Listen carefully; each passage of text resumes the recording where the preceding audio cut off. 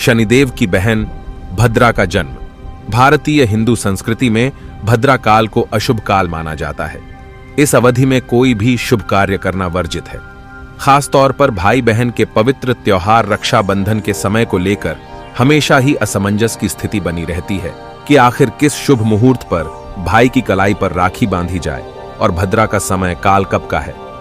लेकिन क्या कभी आपके मन में यह सवाल आया है कि आखिर यह भद्रा क्या है और क्यों इस मुहूर्त में शुभ कार्यों को करना वर्जित माना जाता है? क्यों किसी शुभ कार्य को करने से पहले तिथि, वार, नक्षत्र, योग और करण की स्थिति देखी जाती है?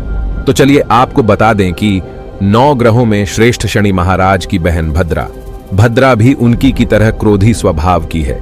जिस प्रकार शनि राजा को रंक बनाने की शक्ति रखते हैं, ठीक उसी तरह उनकी बहन भी व्यक्ति के जीवन को नर्क बना सकती है।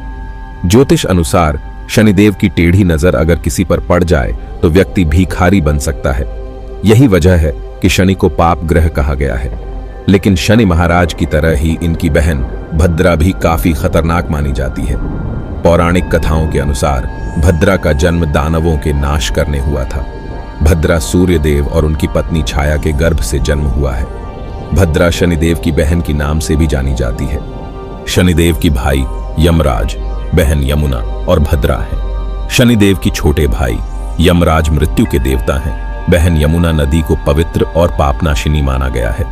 माना जाता है कि भद्रा के स्वभाव को नियंत्रित करने के लिए भगवान ब्रह्मा ने इसे पंचांग के एक विशेष भाग में रखा था। हिंदू धर्म में भद्रा शिकार की देवी है और पौराणिक कथा के अनुसार भद्रा का ऐसा माना जाता है कि दैत्यों को मारने के लिए भद्रा गर्दभ के मुख और लंबे पूंछ और 3 पैर युक्त उत्पन्न हुई। भद्रा काले वर्ण, लंबे केश, बड़े दांत वाली तथा भयंकर रूप वाली कन्या है। इसका स्वभाव भी शनिदेव की तरह ही कड़क बताया गया है। जन्म लेते ही भद्रा यज्ञों में विघ्न बाधा पहुंचाने लगी और मंगल कार्यों में उपद्रव करने लगी तथा सारे जगत को पीढ़ा पहुंचाने लगी। ऐसा कहा जाता है कि भद्रा के जन्म लेते ही उसने यज्ञ, मंगल कार्यों, ब्राह्मणों के अनुष्ठान में बाधा पहुंचाने लगी। भद्रा के इस भयावह और विकराल रूप से देव, असुर और मानव सभी के मन में डर घर कर बैठा। जहां मानव भद्रा के विकराल रूप से भयभीत, तो वहीं देवगण उनके इस स्वभाव के कारण काफी चिंतित रहने लगे। वहीं दूसरी तरफ माता छाया और पिता सूर्य भी उनके भविष्य को लेकर दुखी रहने लगे। भद्रा के इस व्यवहार को देखकर भगवान सूर्य ने भद्रा का विवाह करने का विचार किया, परंतु असफल रहे। उसके दुष्ट स्वभाव को देखकर सूर्यदेव को उसके विवाह की चिंता होने लगी और वे सोचने लगे कि इस दुष्ट कुरूपा कन्या का विवाह कैसे होगा। सूर्य नारायण चिंताग्रस्त हो विचार करने लगे, भद्रा का विवाह किसके साथ करूं? सभी ने सूर्यदेव के विवाह प्रस्ताव को ठुकरा दिया। सूर्यदेव ने जब पुत्री भद्रा के विवाह के लिए स्वयंवर का आयोजन किया तो इन्होंने उसे भी नष्ट कर दिया। इनके इस व्यवहार को देखते हुए देवताओं ने इनसे विवाह करने के लिए इनकार कर दिया था। तब सूर्यदेव ने ब्रह्मा जी से उचित परामर्श मांगा। सूर्यदेव ने भगवान ब्रह्मा से भद्रा के बारे में बात की कि आखिर उनके स्वभाव पर कैसे नियंत्रण पाया जाए। ब्रह्मा जी ने तब भद्रा से नियंत्रित करने के लिए कहा कि भद्रेबव, बालव, कौलव आदि करणों के अंत में तुम निवास करो तथा जो व्यक्ति भद्रा के दौरान विवाह संस्कार, मुंडन संस्कार, गृह प्रवेश, यज्ञोपवीत, यात्रा, त्योहार, नया कार्य, रक्षाबंधन, मांगलिक कार्य करे तो तुम उन्हीं में विघ्न डालो।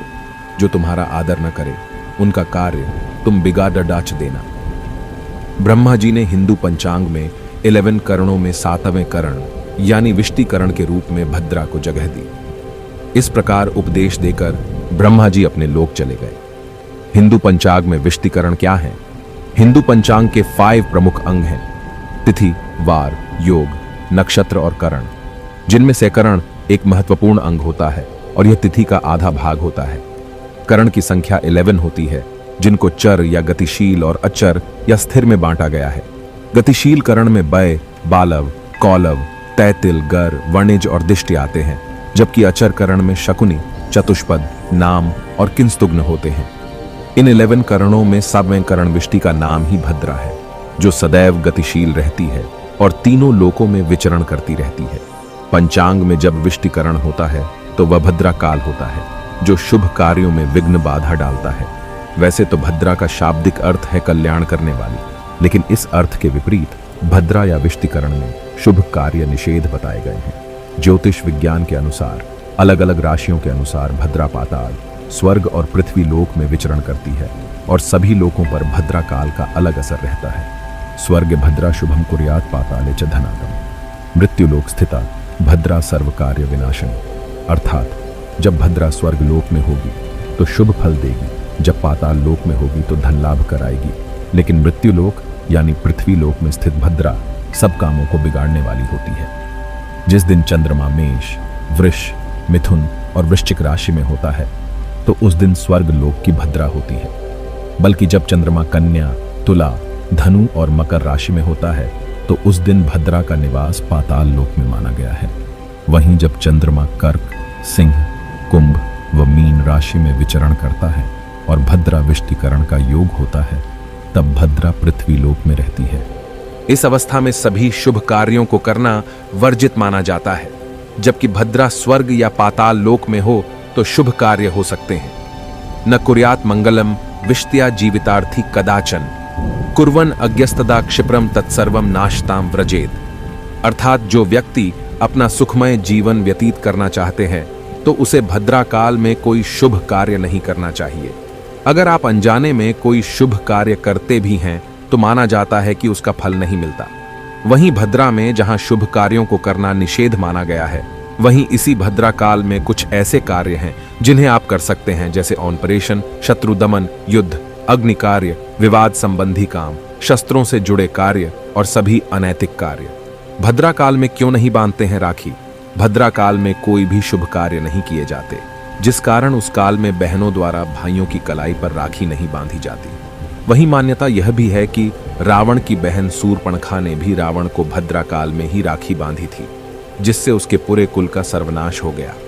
कुछ मान्यताएं ऐसी भी हैं कि इस मुहूर्त में भाई की कलाई पर राखी बांधने से भाई की उम्र कम होती है। भद्रा से बचने के उपाय: अगर भद्रा काल में कोई कार्य कर रहे हैं तो सुबह उठकर भद्रा के नाम इन नामों धन्या, दधमुखी, भद्रा, महामारी, खरान्ना, कालरात्रि, महारुद्रा, विष्टि, कुलपुत्रिका, भैरवी, महाकाली और असुर क्षयकारी का स्मरण करें। मान्यता है कि ऐसा करने से भद्रा का अशुभ प्रभाव नहीं पड़ता और आपके कार्य बिना किसी अड़चन के पूरे हो जाते हैं। इसीलिए भद्रा काल में कोई शुभ कार्य नहीं करने की परंपरा चली आ रही है। इस प्रकार भद्रा की उत्पत्ति हुई। इस वीडियो में सम्मिलित कहानियां लोक मान्यताओं, दंत कथाओं और जनश्रुतियों पर आधारित है। ग्यूरू लव टेक किसी भी तथ्य की पुष्टि नहीं करता है।